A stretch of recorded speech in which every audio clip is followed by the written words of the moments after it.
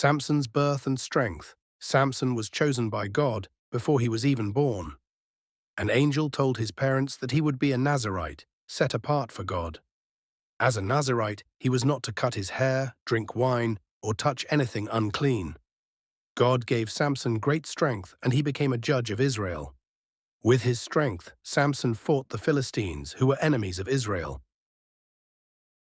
Samson fell in love with a woman named Delilah, who lived in the valley of Sorek.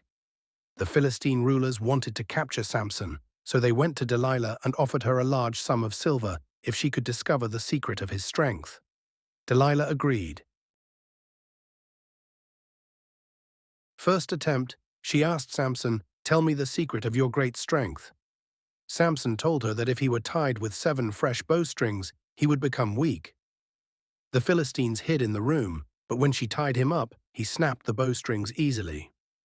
Second attempt, Delilah asked again, and Samson said if he were tied with new ropes, he'd be weak.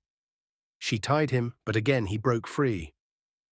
Third attempt, Samson told her that if she wove the 7 locks of his hair into a loom, he would be weak. She tried this, but Samson pulled his hair free. Delilah became frustrated and nagged him day after day until he was tired to death. Finally, Samson told her the truth. "My hair has never been cut, because I have been a Nazirite dedicated to God from my mother's womb. If my head were shaved, my strength would leave me."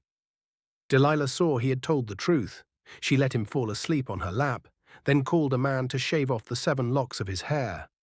The Lord left Samson, and he had no strength. The Philistines seized him, gouged out his eyes, and put him in prison to grind grain.